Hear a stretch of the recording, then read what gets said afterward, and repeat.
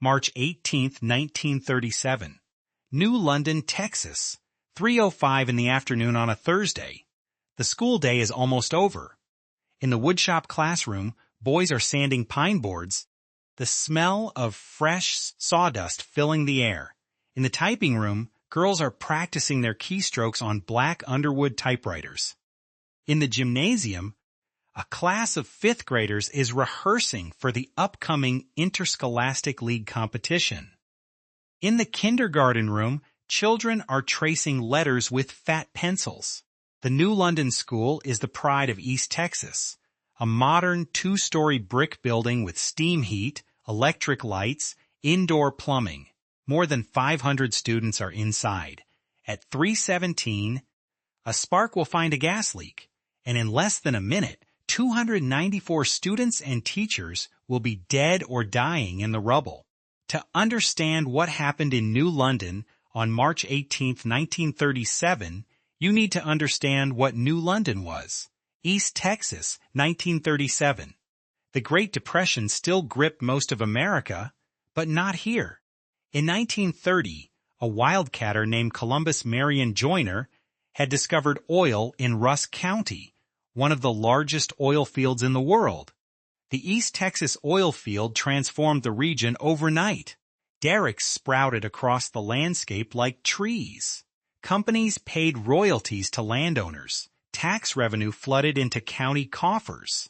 The New London School District became what one contemporary account called the richest rural school district in the world. They built a school that would have been the envy of any city in America.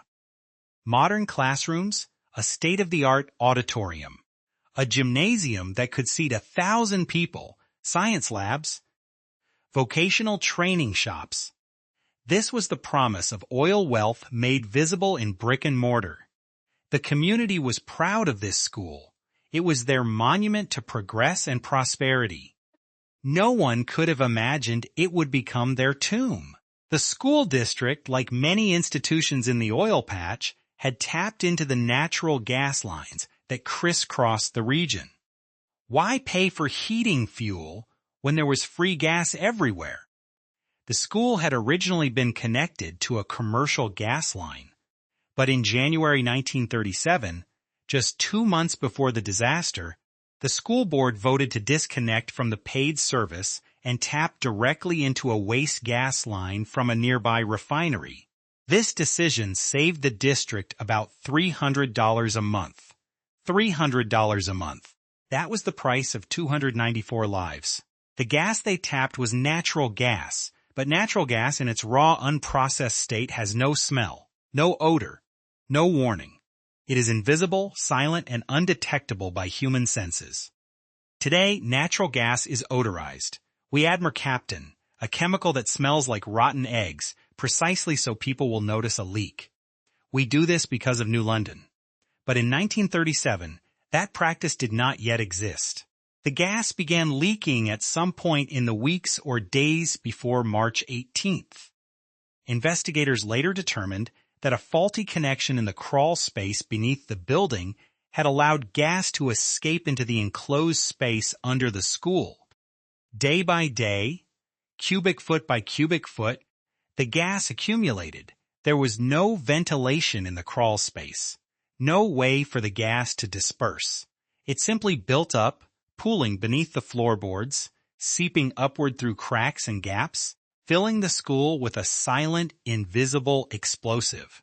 Thursday, March 18th, was a normal school day. Morning classes, lunch, afternoon sessions. At 3 p.m., the students in the woodshop were putting away their tools. The typing class was finishing their final exercises. The kindergartners were gathering their belongings. Parents were beginning to arrive outside to pick up their children. At approximately 3:05, an instructor in the woodshop classroom reached for an electric sander. He plugged it in. He switched it on. The switch created a spark, and the spark found the gas. The explosion was not a fire. Not at first. It was a blast. The entire school building lifted off its foundation and then collapsed back into itself. The force was equal to roughly 10,000 pounds of dynamite. The two-story main building folded like a house of cards. The roof fell in. Walls blew outward. The gymnasium, a separate building connected by a covered walkway, was wrenched off its foundation and collapsed onto the athletic field. The sound was heard 40 miles away. Within minutes, the first responders arrived. They were not firefighters or paramedics. They were oil field workers, roughnecks, roustabouts, drillers. Men who had spent years handling explosives, wrestling with heavy equipment. They came from every direction, driving flatbed trucks, carrying crowbars and ropes and their bare hands. And when they arrived, they found a scene that would break anyone. The school had become a mountain of rubble. Bricks, timbers, steel beams, shattered desks, children's books, bodies. The bodies of children, the bodies of teachers, the bodies of parents who had been waiting outside. The explosion had been so powerful that clothing was stripped from victims by the force of the blast. Children were found still sitting at their desks, killed instantly, their hands still holding pencils.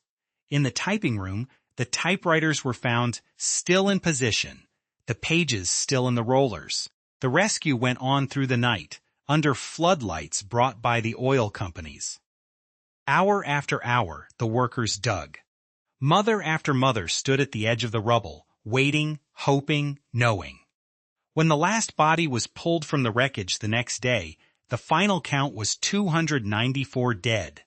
Most of them were children. The investigation that followed was swift and devastating. The Texas Railroad Commission, which regulated natural gas, held emergency hearings. Engineers testified about the dangers of unodorized gas. School board members testified about the decision to switch to the waste line to save $300 a month. The superintendent defended the decision. No law required odorization. No regulation prohibited waste gas lines. Everything was technically legal. And that was the problem. It was legal to pipe invisible, odorless, explosive gas into a building filled with children. Within weeks of the disaster, the Texas legislature passed a law requiring that all natural gas intended for domestic or commercial use be odorized. Other states followed. Within a year, the federal government had adopted similar standards. The practice of adding mercaptan, that rotten egg smell we all associate with natural gas, became universal in the United States.